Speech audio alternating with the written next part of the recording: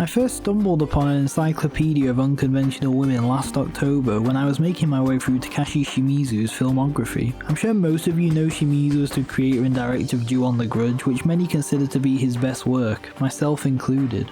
Outside of the Grudge franchise, Shimizu has made many other great films that not too many people seem to know or talk about, which is a real shame because he's a terrific director when it comes to both J-horror and anthology films. Anthology films are often directed by multiple different directors, which is the case for an Encyclopedia of Unconventional Women, and anthology films often vary in quality, which is to be expected because some directors are going to be more experienced and more skilled than others. An Encyclopedia of Unconventional Women is one of those rare cases where every single segment is great, and you really wouldn't expect that from an anthology film that was directed by 8 people who all specialise in different genres ranging from J-horror to drama and romance. Shimizu and 5 of the 6 other directors seem to have interesting looking filmographies, but the only ones that I am familiar with are Yuda Yamaguchi and Kaisuke Toyoshima from the ABCs of Death and 10 Nights of Dreams. Yes, I watch a lot of anthology films. I am also familiar with Renpai Tsukamoto, who directed the awful sequel to One Missed Call. Thankfully, Tsukamoto's An Encyclopedia of Unconventional Women short is a hell of a lot better than One Missed Call 2. As you might have already guessed, An Encyclopedia of Unconventional Women is not exactly a conventional anthology film and has a rather strange opening. The film starts with a clearly not Japanese mother and daughter lying in bed, and the daughter asks her mother how she was born, to which the mother replies, "Because mummy and daddy made love." This lady really doesn't beat around the bush, and it feels like she's only a couple of seconds away from breaking out the detailed sexual reproduction diagrams. Thankfully, nothing that weird happens, and we instead go inside the little girl's head where we learn about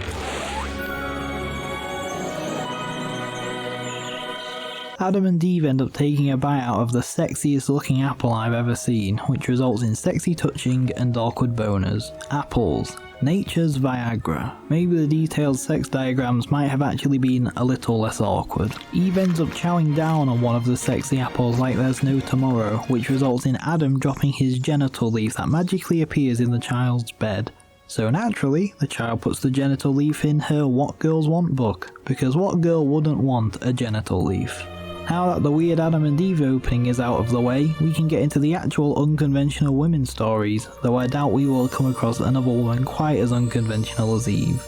I need to find me some of those sexy apples. The first unconventional story centers around 17-year-old Tame, who enjoys purchasing fortune-telling pocket capsules and acting out what the messages inside tell her to, such as walking backwards and speaking in a high-pitched squeaky voice. Yep, that's pretty unconventional. The foreign girl from Tame's class forcibly strikes up a friendship with her and follows her around as she continues to do what the capsule toys tell her to. Tame ends up getting multiple fortunes that tell her to ask out the guy she has a crush on, who just so happens to be the guy who writes the fortunes. The dude's a real gentleman. The day doesn't go very well and the foreign girl randomly starts to sing.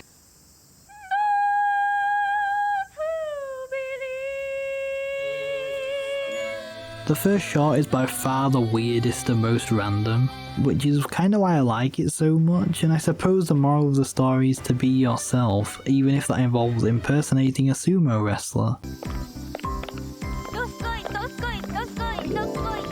The next unconventional story centers around Mitsuko Ishimaru, who queues up multiple times outside of a fast food truck that is giving away free samples. Once the owner and his employee Taku find out that she has been queuing up multiple times, they refuse to serve her and find out that she is a dreaded food hag.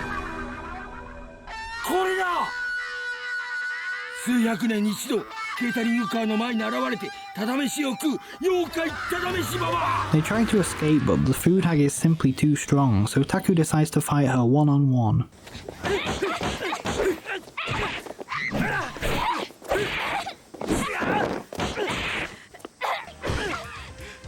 You might be wondering why the fight looks so familiar, and that's because it's a spoof of the Jackie Chan fight from the film Wheels on Meals. Obviously it's not as epic, but it's still pretty awesome and has quite a few funny moments. Just when you think the fight is over, the owner shows up.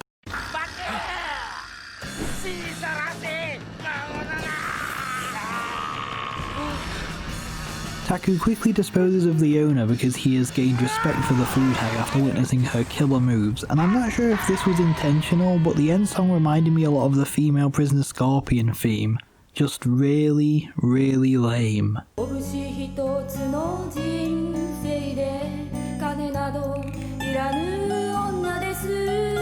The next unconventional story centers around Miho Sugiyama, a chief archaeologist who notices that one of the male archaeologists is wearing a bra, so in order to make sure she isn't just seeing things, she puts her archaeologist skills to good use by spraying and documenting the evidence.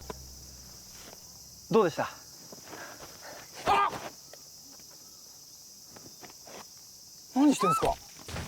While the male archaeologist is taking a shower, Sugiyama finds the bra hidden underneath a pile of his clothing. More like an Encyclopedia of Unconventional Men, am I right? I love how every time Sugiyama is caught doing something suspicious, she immediately screams and throws whatever she's holding out of sight. Sugiyama panics and buries the bra, which is excavated the next day.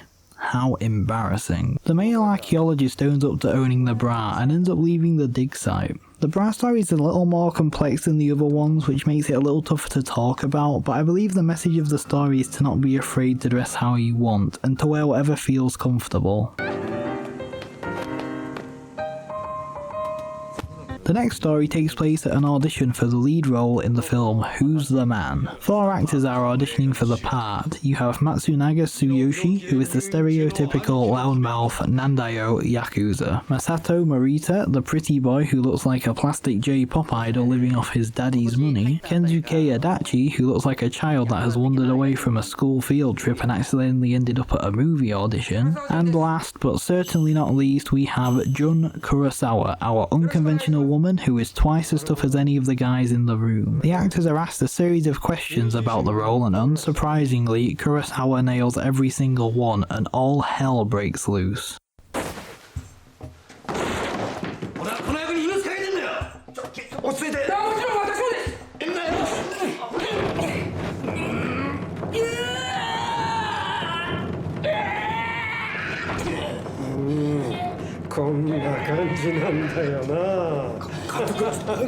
The story has a great message about it not mattering what gender you are when it comes to acting, which is something I strongly believe in. As long as you are convincing in the role, then gender should be irrelevant and not stop you from pursuing opposite sex roles.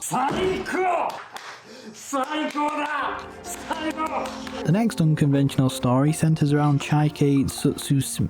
I can't even pronounce her last name, so I'm not even going to try. I'm not even sure if I'm pronouncing her first name correct, but I think it's Chiaki. So anyway, Chiaki is holidaying at a hot spring resort.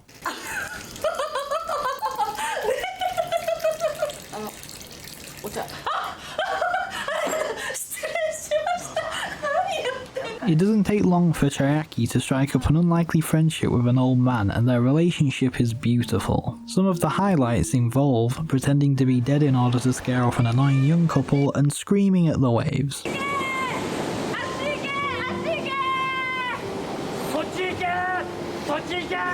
There is a pervert who wants nothing more than to get with Chiaki, so she tells him to meet her at the hot spring at 4 AM the next day. I think Chiaki and the old man would make a much better couple. They cook fish together, scream at the sea, and the old man even has a badass scar. He might be a Yakuza.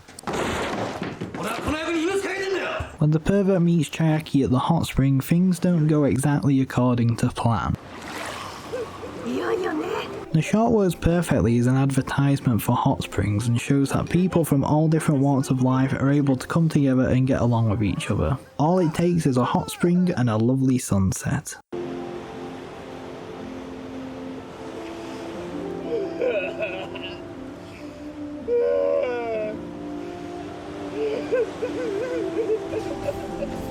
The final short centers around Ryoko Nakatani, who is played by one of my favourite Japanese actresses, Risa Naka. I really hope I'm pronouncing her name correctly. Naka is wonderful and hilarious in all the roles I have seen her in, and this short is no exception. With a title like Ready Set Suicide, you know that you're in store for a dose of delightfully dark comedy, and Naka plays the role perfectly. Nakatani is depressed after asking a guy out who flat out rejected her.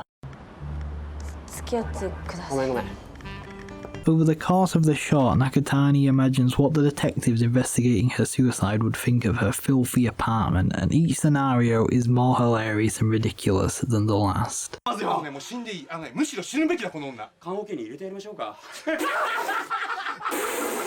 After giving both herself and her apartment a makeover, Nakatani no longer wishes to kill herself, and it may sound silly, but improving your living space can actually make you feel a lot better about yourself. I definitely feel a lot better about myself when my room is clean rather than when it's a filthy pigsty, that's for sure. The film ends with the little girl from the start putting the book away and getting back into bed with her mother, which is followed by an upbeat slideshow that highlights each of the film's shorts. There are many valuable lessons to be learnt from an Encyclopedia of Unconventional Women, and I believe the most important and valuable of the lessons is to not conform with what society expects from you, and to instead stay true to yourself and what you believe in. An Encyclopedia of Unconventional Women is a one-of-a-kind anthology film that deserves to be seen and talked about, and I hope that my video has helped persuade some of you to check it out. All 6 shorts are fantastic, and it's almost impossible to pick a personal favourite, but if I really had to, then it would most likely be Ready Set Suicide, just because of how many times it had me laughing out loud. If you enjoyed the video, then remember to like and subscribe. Links to my letterbox and Twitter are down in the description below, and if you have any obscure movie suggestions, then please let me know in the comment section below and I'll be sure to check them out. See you later.